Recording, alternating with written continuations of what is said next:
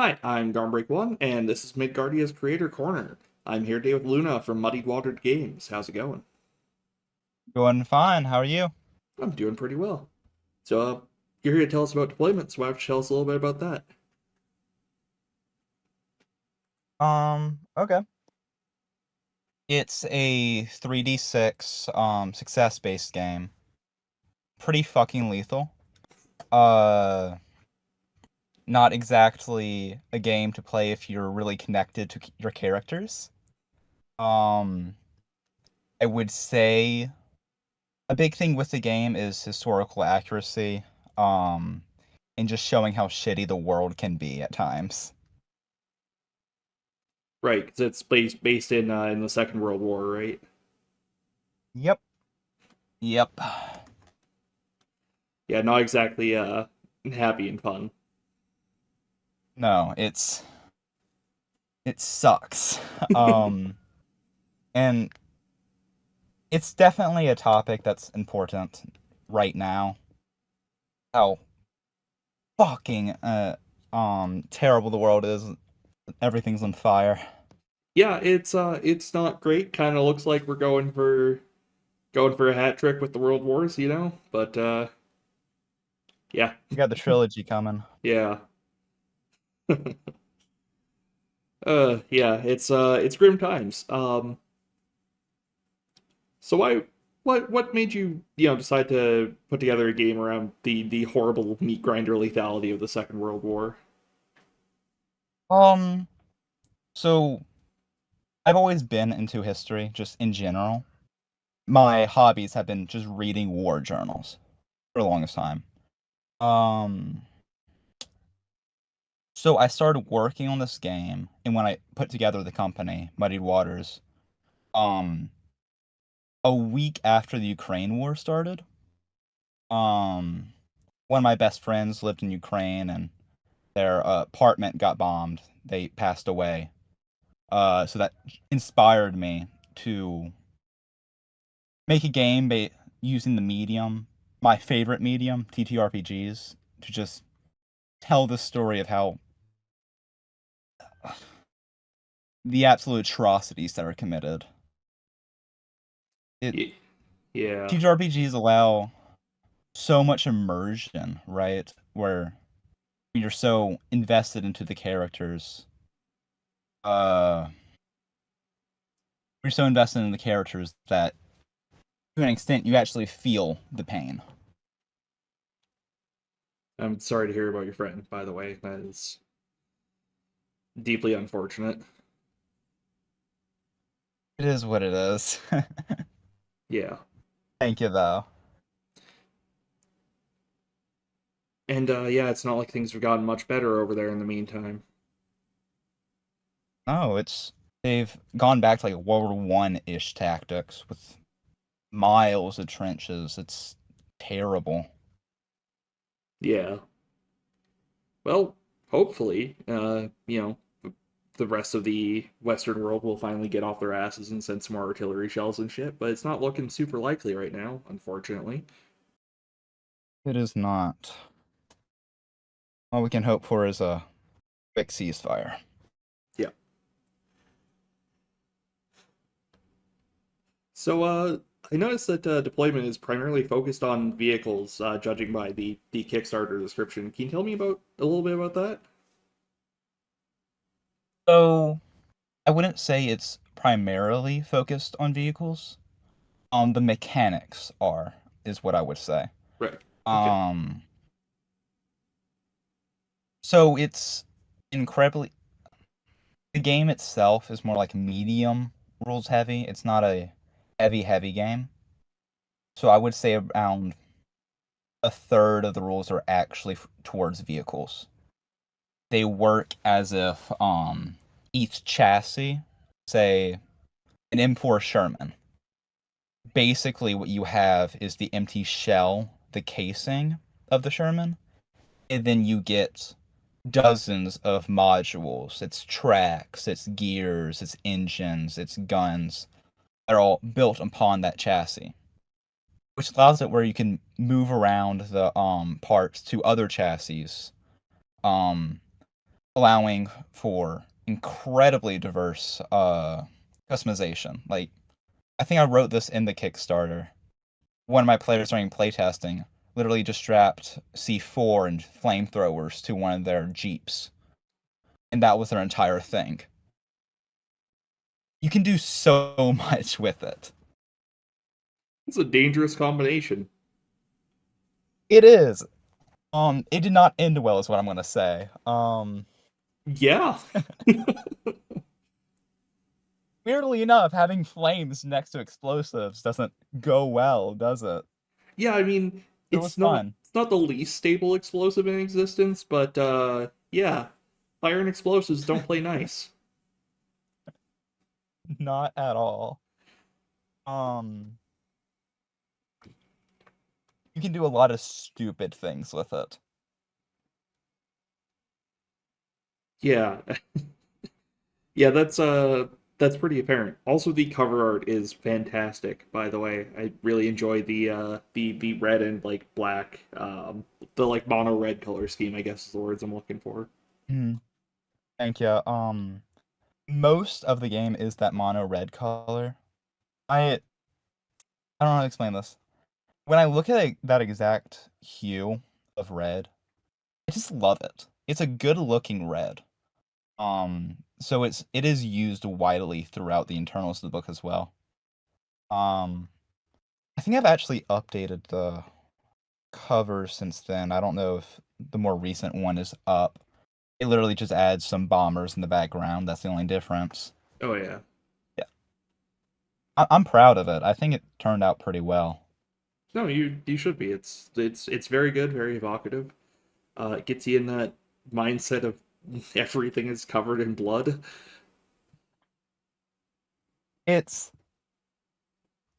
yeah, I think it does cover the themes of this isn't happy. This is not a happy game. So how does the average session of how's the average session of deployment go?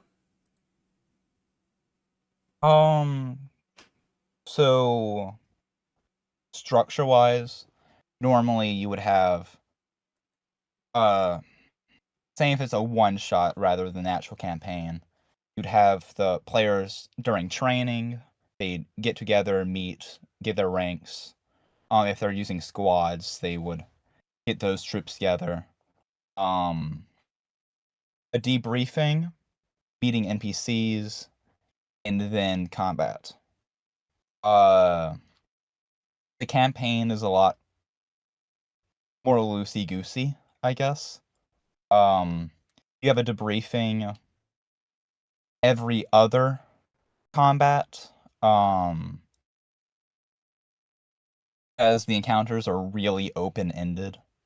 For example, one of them is you find out that you're in the middle of a minefield. Um, they were just like walking, didn't see signage or anything. So in that, there's 1,000 different things they could do. There's a broken down motorcycle next to them that they could just try to speed through everything, throw rocks, throw anything, use a mine detector that they find that they don't know is broken, which has always been fun. Uh, Um, I have gotten so many bad looks when I was running that encounter. oh, Um, that's cruel. Yeah.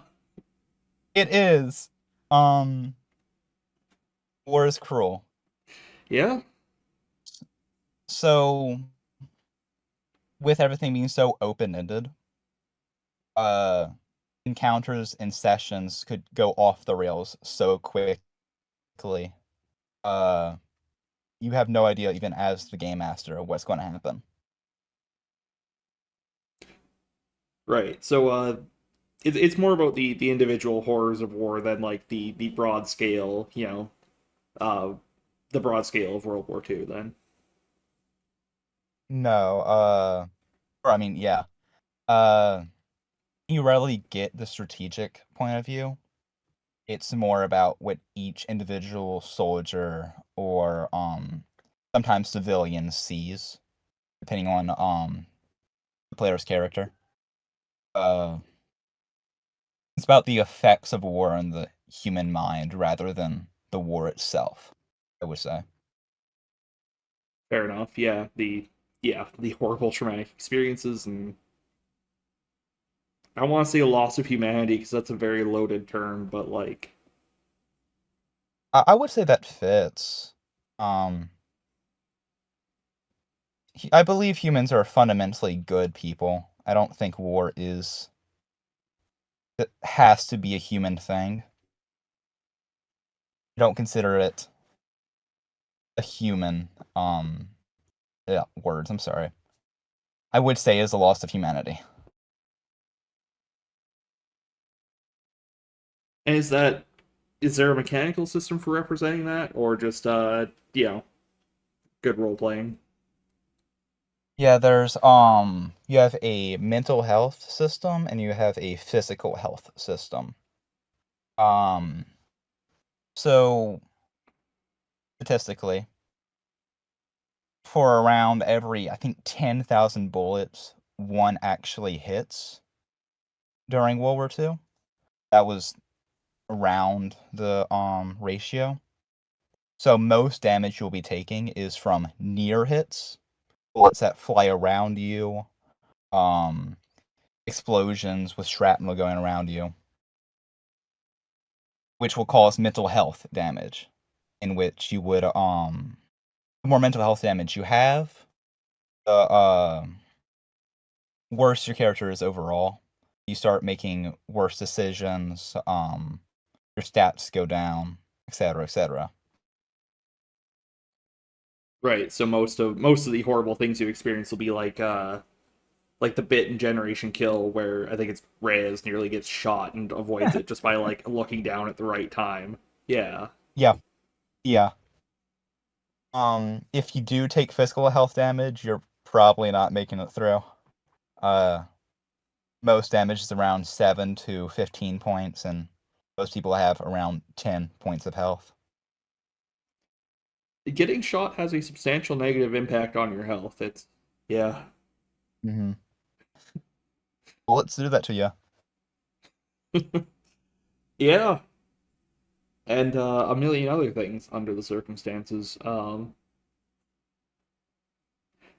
Is there a is there a particular like campaign or theater of the war that this game's designed around? I assume like Europe generally. Um, so you follow the 30th Division, Old Hickory, or Roosevelt's SS, if you know them by that name. It's a Their hell of a name. entire campaign. It is. Hitler's officers actually gave them that name because how hard they fought. Um, so it follows from Normandy, Operation Cobra, to this final stand at Mortain, which I would personally say changed the entire war, made Germany more on the defensive than the offensive at that time. Um, Goes to the Battle of the Bulge and ends after the war and the time that the division occupies Austria. So you see a whole bunch of different settings all through France and Germany, Britain and the US.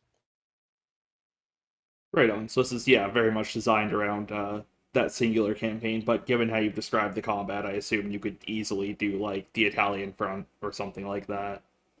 Oh, easily. There's a smaller campaign which it's not a division level campaign like the main one that happens during Operation Barbarossa.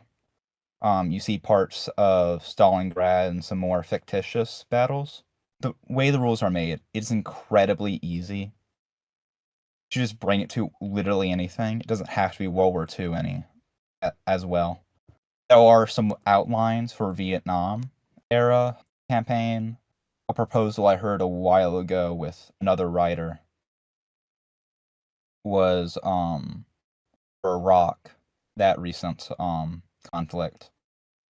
So yeah, it could be anything. Yeah, good old Gulf War II. Yeah. Sorry, it's been a bad couple of it's been a bad century for the world, huh? It's been a bad few centuries, man. Yeah. We're only in the 24th year of 2000s, and we've gone through so much hell. And It's yeah, not been fun. and it doesn't really look like it's getting much more fun. No. And I was gonna say like 2002 to 2008 were pretty good, but no, they weren't. No. No. I mean, for me as a That Canadian like child, basically they were great, but worldwide not so much. hmm. Um yeah, I was a bit younger during then as well. Just I'm Muslim, so growing up past 2001 has been absolutely atrocious. I bet. It's I'm sorry for the legions of crap I'm sure you experienced. Americans suck, bro. Um, it's terrible hearing every second some redneck. I live in the South, American South. Hearing some American redneck talking about how we should just occupy the entirety of the Middle East, all that. Yeah, in my wayward youth, I spent a lot of time on political discussion boards from the age of like 12 to 18.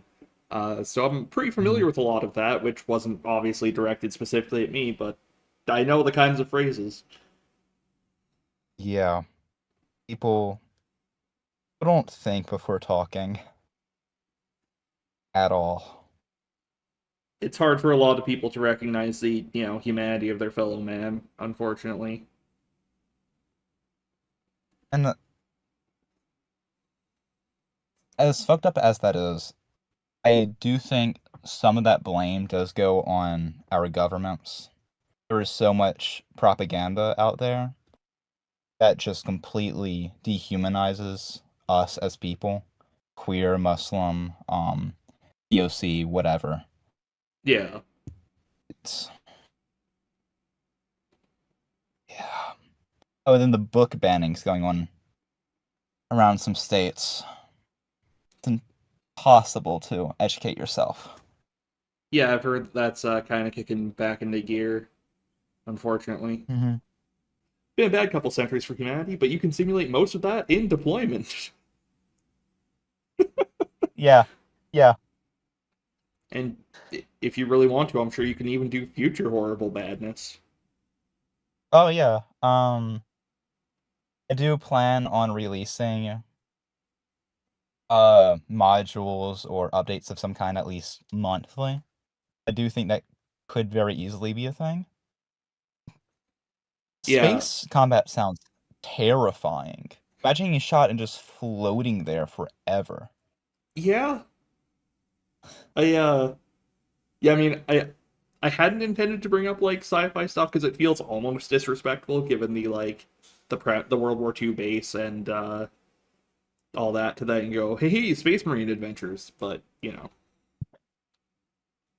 Let's not step on Warhammer's toes.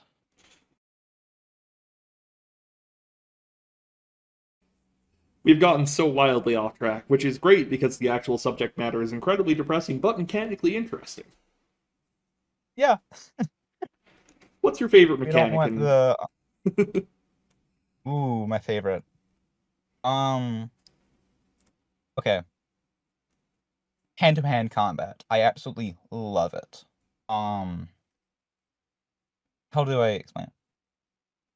The best way I can say it visually or visualize it is like a tug of war type thing. Um, it's a lot of describing what your character would do. Um, and having let me actually pull it up right now so I don't mess up the wording. Uh,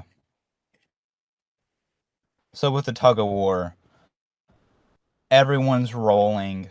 Um, But if you lose one roll, that doesn't mean that you're stabbed or something. It means that you're in a worse position, right, in the combat.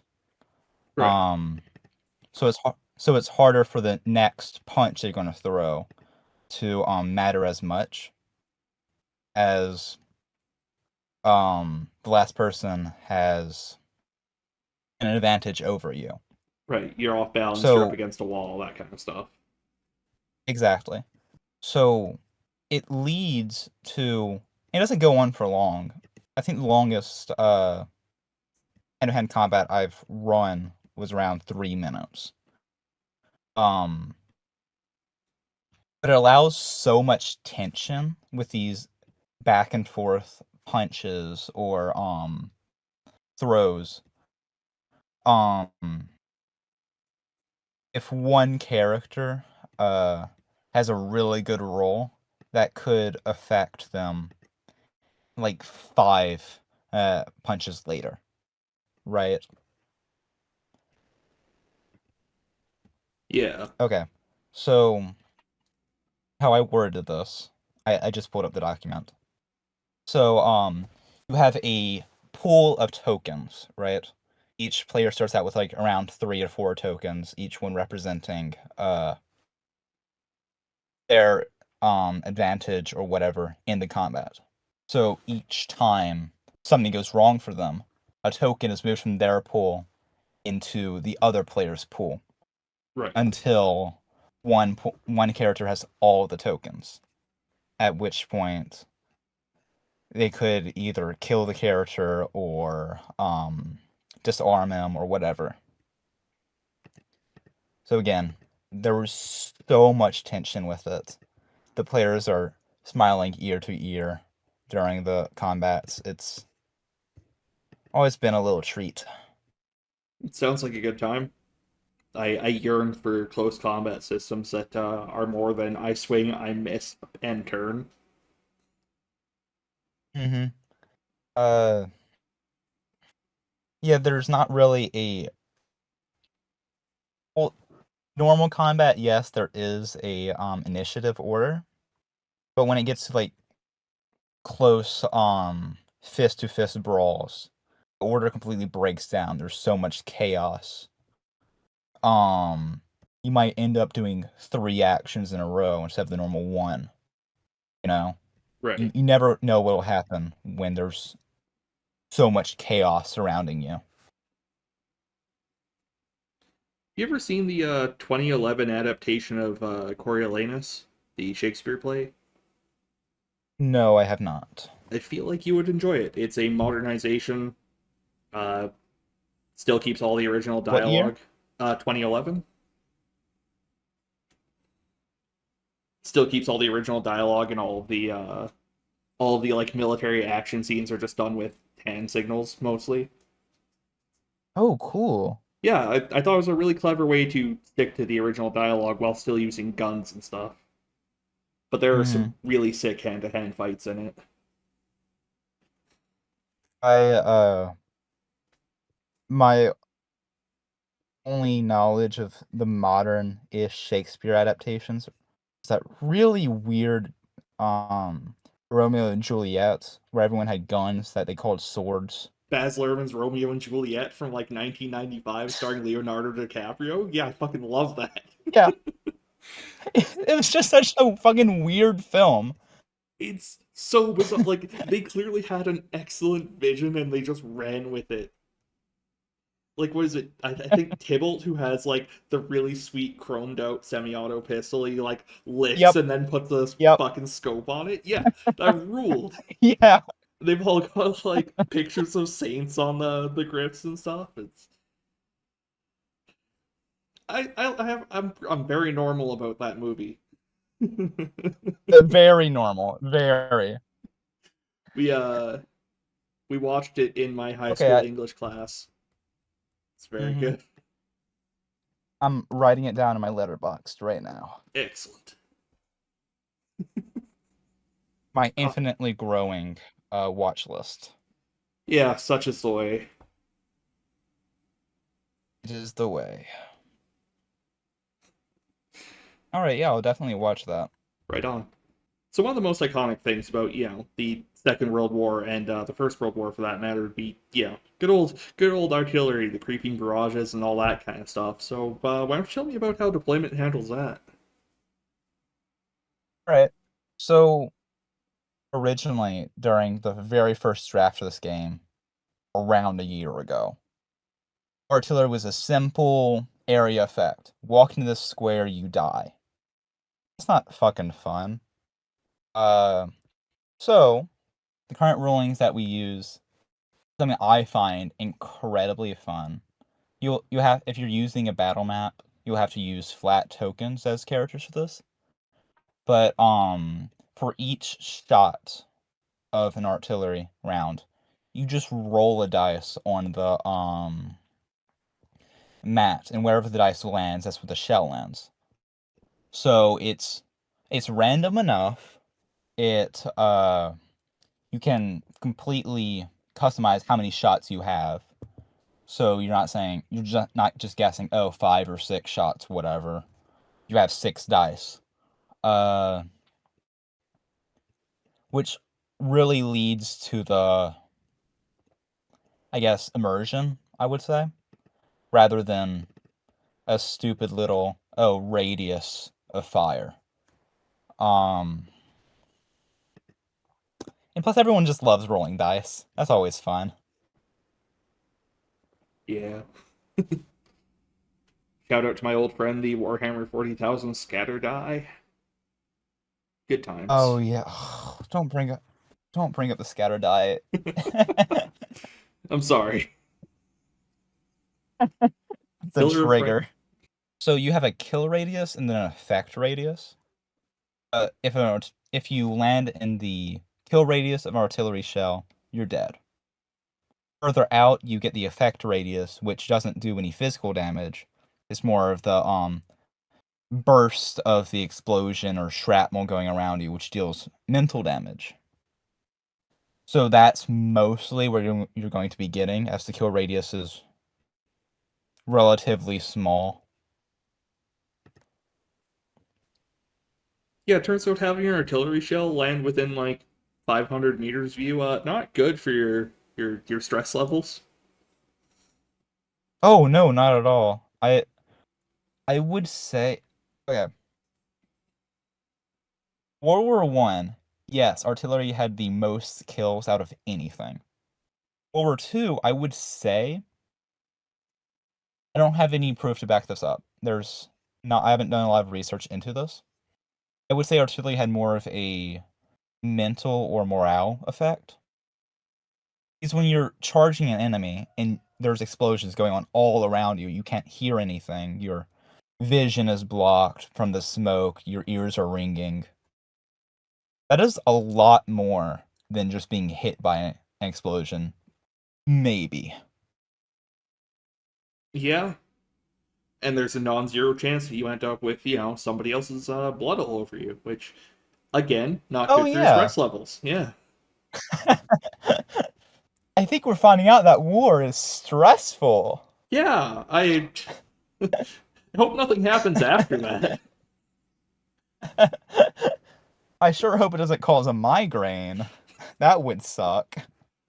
Some kind of disorder or nah, impossible. Nah. Shell shock, what's that? God, it is so wild that it took so long for that to be accepted as like an actual condition. I don't understand how so many people were affected by PTSD throughout human history. And it wasn't until like after World War I they were like, huh, maybe trauma is like bad for you. And they're not just like weaklings. That's crazy. It's at least some of it is good old toxic masculinity. Just man up and deal with it, bro. Oh, Yeah. just man up. It's not that hard. You're literally alive. Your arm is missing, but like it's not that much. Damn. Yeah, like it's mentioned in like some of Homer's work as well, like what we would effectively call Mhm. PTSD now, and it's just like how why did this take so long to get recognized as an actual condition? Hmm. Like, yeah, don't worry, bro. Like, your buddy Correct me if got I'm shot in front of wrong. you, but like, you're not there now, so Walk it off. walk it off. Yep, Pull your- pull yourself up by your bootstraps. yep. Um, Homer was mostly pro-war, wasn't he? A lot of his writings were like heroics. I Oh, mean, these brave men charging. I could be misremembering. Uh, think the line is from somebody's wife saying that their house is now like a slaughterhouse or something like that. Hmm. Uh, I mean, I have not read his works since high school, so apparently it's the Iliad specifically that talks about it. But yes, okay. I also haven't read. I haven't read Homer's works at all, partially because I slacked off a lot in English class, and partially because we Hmm. didn't read anything cool in English class except for Childhood's End by Arthur C. Clarke. We did read that. Hmm. Um, I read it. It wasn't for class. I just thought it was interesting. I'm a nerd. Me too. You Don't clarify worry. that. Yeah, I We're all initially nerds here. yeah I slacked off on Childhood's End on principle, and then I started actually reading it, and I was like, wait, no, hold on, this Mm. rocks. This sounded like it would be To pretentious and awful, but yeah. Sorry, go ahead. if this tells you anything, I read War and Peace in fifth grade. Wow. Just just for the AR points. I wait. Do you all have those? No, doesn't ring a bell. Every time you read a book, you would take a test on it and you give like certain points. They're meaningless, but I was competitive, and it was a big book, so I won it, which had more points. So I'm that type of person. Yeah, when I was in The Bible was. sorry, I was saying the Bible was 150 points, so that's the only reason I read that. fair Um, enough. what were you saying? When I was in grade six, I think there was a citywide contest. Whichever class read the most books would get free tickets to a hockey game. I read a lot for Hmm. that. Not because I liked hockey. I was just already reading a bunch. So Hmm. we did get to That's go the to the most hockey game, Canadian thing. right? I'm sorry. It was good times. Love the Hmm. good old hockey game. Sometimes they let them fight. That's the good stuff. Why else would you watch hockey? It's just the fights. Yeah, I mean, hey, it's better than football. The Okay, but the fights in football are like allowed. That's not fun. fights in hockey are definitely allowed too. Refs will just stand back and watch. Oh, really? Yeah, Oh, yeah. if it starts getting to the point where like people are bleeding, they generally stop it, but they'll let them get a few swings in at Hmm. the very least. The refs have like popcorn in their hands. Yeah, pretty much. They're not there to stop the fighting, they're there to make sure nobody gets hospitalized, basically. Yeah, I support that. That's fun. Me too, yeah. Wouldn't want to do it myself, but it's fun to watch. Mm-mm. Just like going to war. The worst lead in. That's the worst lead in I've done in this entire series, but yeah. People, it is an interesting thing how much we love watching conflict, though. You're right in that. It sucks, but I'm not gonna lie, it is fun watching war movies. Yeah, no, Um, stuff explodes. Like, what more do you want? Boom. Yep. And then the bad Which is guys some die. yippee! And Yay. sometimes the good guys die and you're sad. Yep. Um, it's so fun watching films made in the 40s, like during World War II. These are all just propaganda, and there's like 30 bad guys die, and then no allies die. And it's just, I don't know, it's fun to watch it like that, you know? It's impossible to die if you're on the side of good. Exactly. We are literally the good guys. Yep. In I mean, every conflict, there is a clear dividing line between who is good and who is evil. And, yeah. and the good is always the country that you live in. Yep.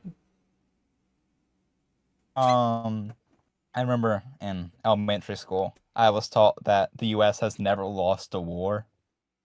That which is false. I can think of at least two. Vietnam happened. Yeah, it's because the good guys never lose. Also, And I don't know 1812, about you, suck but it. stuck at 1812. Fuck you, Britain. Um. Uh. What was I saying? Oh yeah, we've never committed war crimes ever.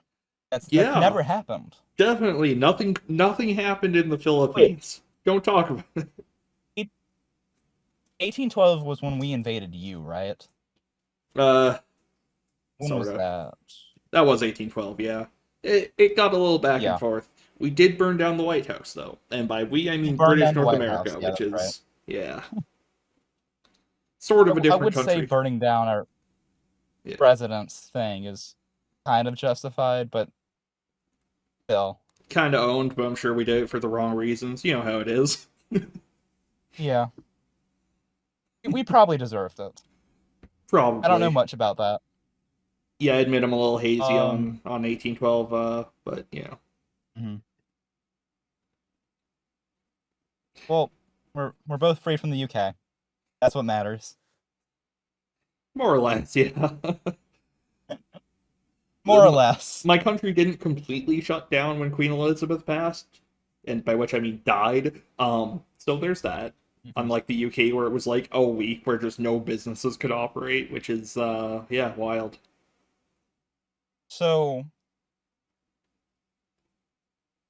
when she died, I was in college. I just finished a little exam, and friend sitting next to me got a text message on his phone that Queen was dead. He stood out on top of his desk and started screaming the Queen was dead, and we had a fucking party.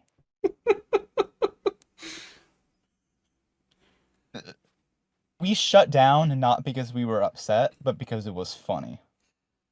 Which is not a good thing, Yeah, I mean, but there's some degree of every death is a tragedy, yada yada, but she was kind of homophobic and racist. yeah, And that's and it. it's the Yeah, UK. I yeah, and monarchy is inherently unjust. The idea that the right to rule comes from like the hereditary bloodline is yeah. not great. Not one of the good things we've come up with. Return all your shit in the British Museum and then we'll talk. I noticed on the Kickstarter page there's a mention of war dice. Can you tell me a little bit about that and what that means? Yeah, sure. So war is complex. Just logistics. Um Getting bullets and food to your troops can take so much effort, as well as how ready your troops are to fight mentally, which could be a lot to simulate. So to simplify that down, we just use war dice. Um, so for each, at least how I've been running it, I would put a die on top of my GM screen for each quote unquote dice or token. That represents how strong and battle ready your group is. So each faction in a conflict will have their own set of war dice. And similar to like the tug of war of close combat, whenever say a supply truck behind the lines is destroyed or a commanding officer of yours is killed, one of your war dice are moved to your enemies. Now necessarily, which would pretty much mean that because of the win, your enemies win, uh they gain more morale. They get a lot more confident in attacking you while you gain or while you lose confidence. So war dice necessarily don't. If you lose all of them, that doesn't mean you lose the conflict. It just means that you lose so much morale that most of your troops will either desert or surrender, and the ones that do stay will starve after a few weeks of holding out. So it is a very quick way of, and honestly fun. It's always cool when your players see that you move a dice over. I've started using like the weight balances, which has been really fun. So it's just a quick and simple way of simulating 100 different things that can happen during a conflict. Right. And are they rolled for like Very faction level, enjoyable. or is it just a representation? They're not rolled at all. Okay. You can use tokens. Yeah, right on. Oh, um, one one playtest, we were playing in McDonald's, so we were using ketchup packets for it. It's it can be Nice. whatever. I mean, it So beats the yeah. heck out of like trying to do it in points out of 100 or something. Absolutely. Oh yeah, 100%. Hey, Again, my the first draft for this, I was simulating almost everything. It was more of a simulator than a game, which was not fun. After anything happens, I would sit there, pull out a calculator, and do fucking calculus for 10 minutes, and then go on to the next turn. So war dice definitely make that a whole lot easier. yeah, it turns out relatively few people actually want to play the Battle for Africa as much as every designer wants to make it. But But no, I that want to. I want to play that. well, I can't help you on that one. But I am glad to see that you came up with a more elegant solution. So, Luna, it has been a joy to talk to you, and it's been wonderful to hear about deployment and the horrible, depressing state of our world. Uh, and for those people, listening slash watching this, you can pick this up in late May, I believe it should hit various online Yep. stores. Yeah, and Yep. yeah. Uh, Sorry, go ahead. should be on Drive Through RPG, and I'm currently in talks with other smaller storefronts. Yep. Heck yeah. Well, I'm looking forward to see this. It sounds like saying it's a joy to play would be wrong, but it sounds fun to play. Yeah, fun to play is what I would say. Yeah, well, we take fun around here. All right. Well, it's been lovely talking to you, and those watching, have a good night.